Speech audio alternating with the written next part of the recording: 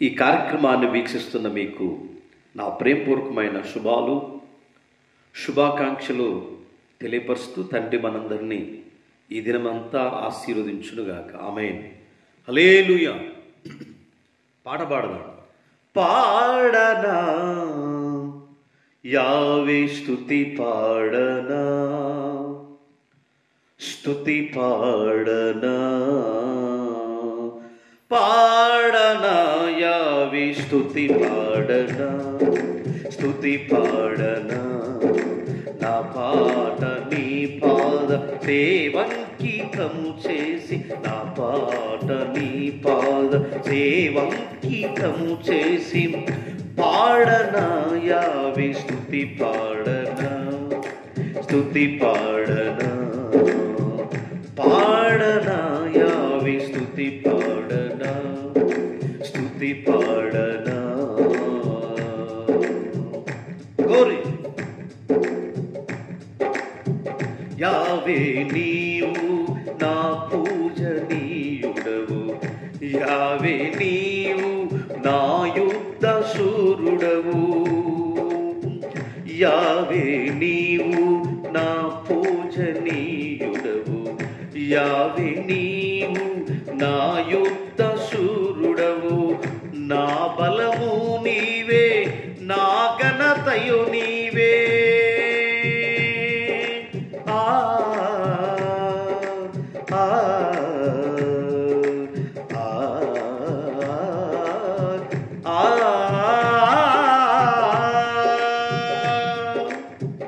నా బలము నీవే, నా ఘనతయు నీవే, నా స్వరమునకు మధురిమము నీవే, నా స్వరమునకు మధురిమము నీవే. పాడనా యావే స్తుతి పాడనా, స్తుతి పాడనా. నా పాట నీ పాద సేవంకితము చేసి, నా పాట నీ పాద సేవంకితము చేసి, పాడనా యావే స్తుతి పాడనా, స్తుతి పాడనా.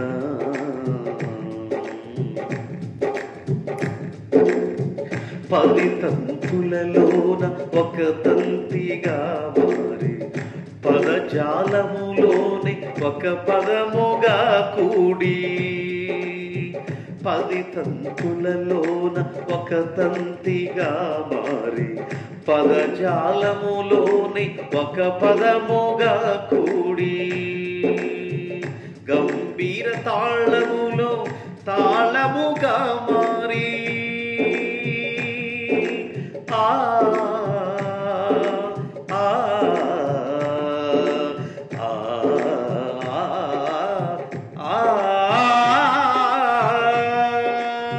గంభీర తాళములో తాళముగా మారి, సరిగమ పద నిస స్వరములలో తేలి, సరిగమ పద నిస స్వరములలో తేలి, పాడనా యావే స్తుతి పాడనా, స్తుతి పాడనా.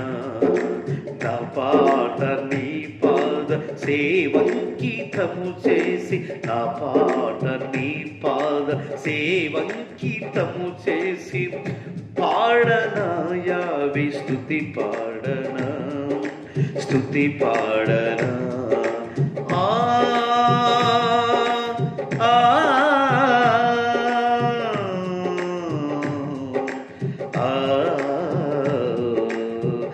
పాడనా యావే స్తుతి పాడనా, స్తుతి పాడనా, పాడనా యావే స్తుతి పాడనా, స్తుతి పాడనా.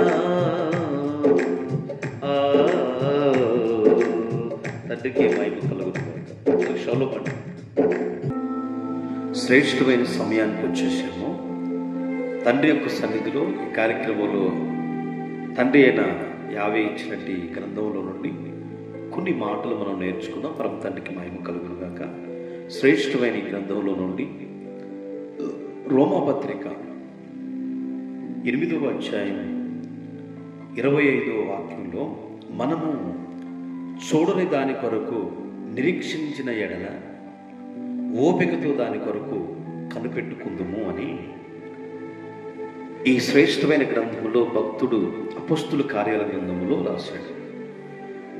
ఏంటి అంటే, మనము చూడన దాని కొరకు నిరీక్షించిన ఎడల ఓపికతో దాని కొరకు మనం కనిపెట్టుకుందాము అన్నాడు.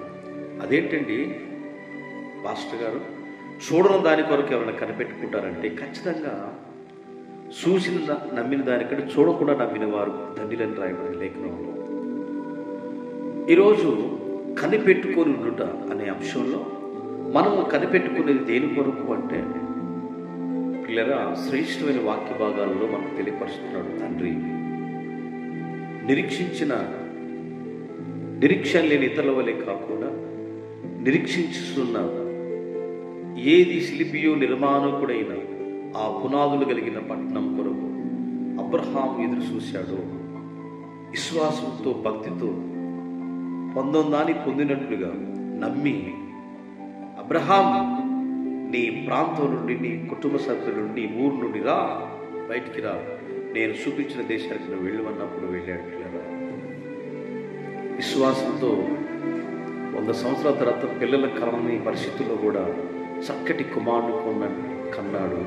చక్కటి కుమారుడు కన్నట్టి విశ్వాసంతో భక్తితో, ఆ విశ్వాసం చాలా విలువైంది కనుక ఆ భక్తి ఎంతో గొప్పది. అదే అబ్రహాం నిరీక్షించి విశ్వాసంతో పిల్లలు లేని పరిస్థితుల్లో వయసు ఉడిపోయిన తర్వాత చక్కటి కుమారుడు ఇస్సాకును కన్నట్లుగా మనం చూస్తాం. అదే చూడని దాని కొరకు మనం ఏం చేయాలంటే, పిల్లరా, నా పరలోకపు తండ్రి ఇస్తాడు, నమ్మాలి మీరు. హల్లెలూయా. కీర్తన గ్రంథం 37వ అధ్యాయం 34వ వచనంలో, యావే కొరకు కనిపెట్టుకొని ఉండుము, ఆయన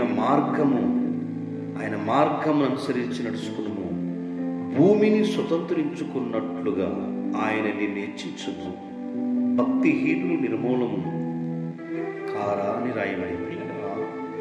ఈ శ్రేష్టమైన వాక్యభాగం మనకి ఏమి తెలియపరుస్తుందంటే, ఈ వాగ్దానం తండ్రి కొరకు కనిపెట్టుకును చూడు, వారు ఆయన మార్గాలను అనుసరించి నడిచి ఎప్పుడైతే మనం బ్రతుకుతామో, ఆయన మార్గాల్లో మనం నివసిస్తామో, భూమిని స్వతంత్రించుకున్నట్లుగా ఆయన మనం హెచ్చిస్తాడు. ఒక సమయంలో ఇప్పుడే రావాలంటే రాదు, కానీ నిరీక్షణతో ఎదురు చూసినప్పుడు, కనిపెట్టుకొని ఉన్నప్పుడు భూమిని మనం స్వతంత్రించుకుంటాము. మనం ఏదైతే ఆశతో ఎదురు చూస్తున్నామో అది ఖచ్చితంగా తండ్రి మనకి ఇస్తాడని ఈ లేఖనాల ద్వారా మనకు తెలియపరుస్తున్నాడు. ఆయన మనల్ని హెచ్చించే వరకు కూడా దీనత్వం కలిగి, తగ్గింపు చేయగలిగి ఆయన మార్గాన్ని అనుసరించి నడిచేవారుగా ఉండాలి. ఆయన మార్గం అంటే ఏంటి తెలుసు మీకు? లేఖనానుసారమైన జీవితాన్ని బ్రతికినప్పుడు ఆయన ఖచ్చితంగా సహాయం చేస్తాడు. 119వ కీర్తన గ్రంథంలో 82వ వచనంలో, నన్ను ఎప్పుడు యావే తండ్రి కొరకు, నేను ఎప్పుడు యావే తండ్రి కొరకు నా కళ్ళు చూస్తున్నాయని, ఆయన కొరకు కనిపెట్టుతున్నాయని దావీదు అంటాడు. అయ్యా, ఎప్పుడు నీ కొరకు నేను కనిపెట్టాలని ఆశ ఉంది, చూస్తున్నానని లేఖనం ద్వారా తెలియపరుస్తున్నాడు. కనుక 40వ అధ్యాయం యెషయా గ్రంథం 1వ వచనంలో, యావే కొరకు నేను సహనముతో కనిపెట్టుకుని ఇంటిని, ఆయన నాకు చెవి ఎగ్గి నా మొర ఆలకించుకుని రాయబడింది. సృష్టికర్త కొరకు ఎవరైతే, రక్షకుడి కొరకు ఎవరైతే ఎదురు చూస్తూ కనిపెట్టుకొని ఉంటారో, ఎవరైతే ఆయన కొరకు ఎదురు చూస్తూ ఉంటారో, వారిని ఏం చేస్తారంటే ఆయన వారి మొర ఆలకించి చెవి ఎక్కి వారిని ఏం చేస్తారట, ఏది కావాలంటే అది ఇస్తాడని లేఖనంలో రాయబడింది. ప్రసంగి గ్రంథం 14వ అధ్యాయం 4వ వచనంలో, గాలిని గుర్తుపట్టగలిగేవాడు, గాలిని గుర్తుపట్టి ఇత్తువాడు, మేఘములను కనిపెట్టుకును కోయువాడు అని రాయబడి. అంటే గాలిని సౌండ్ గుర్తుపడతాము, మేఘాలను కమ్ముతుంటే వర్షం వస్తుందని తెలుసు. అట్లాంటి కనిపెట్టుకుని నా రక్షకుడు వస్తాడు అని ఎదురు చూసి, యావే కొరకు ఎదురు చూసేవారు నూతన బలం పొందేదురు. ఆయన కొరకు ఎదురు చూసే ప్రతి కుటుంబము ఈరోజు పిల్లరా నేను సహనముతో కనిపెట్టుస్తున్నాను దావీదు చెప్పిన రీతిగా మనం కూడా సహనంతో విశ్వాసంతో కనిపెట్టే వ్యక్తులుగా ఉందాం. పరమ తండ్రి ఈ వాగ్దానాలు దీవించు. ఓ రోజున యాశ్వమేశ్వర మార్గాన్ని పోస్తూ ఉంటే జనులందరూ గుంపులు గుంపులుగా వస్తూ గుడివాడు ఎన్నో సంవత్సరాలు కనిపెడుతూ ఉన్నాడట. భిక్షాంతి అని ఆ త్రోవ పక్కన అడుక్కుంటూ ఉన్నప్పుడు శిష్యులందరూ కూడా గుడ్డుడా ఏందిరా అక్కడ ఉండరాదు అన్నట్టుగా అనేక మంది మాట్లాడుతుంటే ఇని విని విని చాలా సంవత్సరాల నుంచి రక్షకుడి గురించి ప్రభు గురించి విన్నాడట. ఏమిన్నాడు అంటే ఆయన మార్గాన్ని వస్తున్నాడు, శబ్దాలు విన్నాడు, కనిపెట్టుకొని ఎన్నో సంవత్సరాలను చూస్తున్నాడు. రానే వచ్చాడు ఆ పరలోకపు రక్షకుడు. తనువు తీరా చూడాలంటే కళ్ళు లేవు. దావీదు కుమారుడా నన్ను కరుణించు కేకలు పెట్టినట. యాశ్వమేశ్వర ప్రభువారు నిలిచి చూసి ఎవరు నన్ను పిలుస్తున్నారు అని చూస్తే ఆ గుడ్డివాడు పిలుస్తాడయ్యా అంతే అందరినీ. మనం వెళదాం పాడినంటే లేదు నన్ను దావీదు కుమారుడని నా వంశాన్ని పిలిచాడంటే ఆయనకు అంత అవసరం ఉందని చెప్పి ఆగి చూసి ముట్టుకొని అయ్యా ఏం కావాలి నీకు?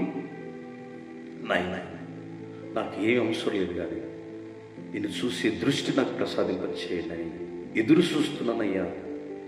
నిజంగా పరిశుద్ధుడు మరియ కుమారుడు వస్తాడని ఎదురు చూస్తున్నాను, మీరు వచ్చారు, నాకెంతో సంతోషం అయ్యా. అనగలోనే ఆ కళ్ళు ముట్టుకొని బురద రాసి ఇప్పుడు చూసి ఖచ్చితంగా చూపు నొందేండు. ఒక ఆశ్చర్యకరమైన సంతోషం, ఆనందం ఈరోజు మన జీవితంలో కూడా ఒక ఆనందాన్ని సంతోషాన్ని నింపబోతున్నాడు. ఆయన కొరకు నువ్వు కనిపెట్టుకొని ఉన్నావు, ఆయన సహాయం కొరకు ఎదురు చూస్తున్నావు కాబట్టి ఒకరోజు రానే ఉంది. ఆ రోజును మన తండ్రి మనల్ని హెచ్చిస్తాడు. తండ్రికి మహిమ.